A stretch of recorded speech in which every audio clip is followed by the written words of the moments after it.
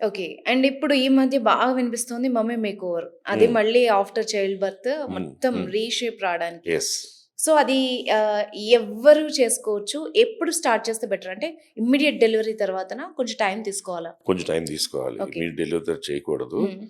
తర్వాతేంటంటే, mummy makeover అనేది పైనుంచి హ్మ్. ఆల్‌మోస్ట్ బ్రెస్ట్ కొంచెం సాగింగ్ ఉంటే లిఫ్ట్ చేయడం. మెయిన్ హ్మ్. టమ్మీ టక్ సాగింగ్ ఉంటది పిల్లలు పుట్టిన తర్వాత. హ్మ్. అదే టైంలోనే కొంచెం లైపోసక్షన్ చేసి బాడీ మంచి షేప్ చేసి టమ్మీ టక్స్‌తో మంచి టైట్ అబ్డామెన్ చేసుకొని, హ్మ్. అలాగే ఇక్కడెక్కడైనా కొంచెం ఫ్యాట్ అక్యుములేట్ దాన్ని కూడా తీసి చక్కని షేప్ చేసుకొని, హ్మ్. అదే టైంలో వెజైనా లాక్సిటీ ఉంటే వెజైనల్ టైట్నింగ్ చేసి, టోటల్ మమ్మీ మేకోవర్ చేసి, ప్రెగ్నెన్సీ ముందు ఎలా ఉన్నారు ఓకే. అనే దానిలాగా హ్మ్. వెజైనా దగ్గర అసలెక్కడ స్కారు, హ్మ్. కుట్లు ఏయి అలా కనపడవు. హ్మ్. బట్ ఓన్లీ లైపోస్కల్ప్చర్ చేశారనుకోండి, టెక్నిక్‌ని బట్టి హిడెన్ కీ హోల్స్ పెట్టడం జరుగుతుంటుంది. హ్మ్. లేదా కొంచెం బయటికి హోల్స్ పెట్టి కనపడేలా చేసే టెక్నిక్‌లు కొంచెం చాలామంది చేసి ఉంటాయి. హ్మ్. బట్ మనం ఏంటంటే కీ హోల్ కూడా కనపడనివ్వకుండా హ్మ్.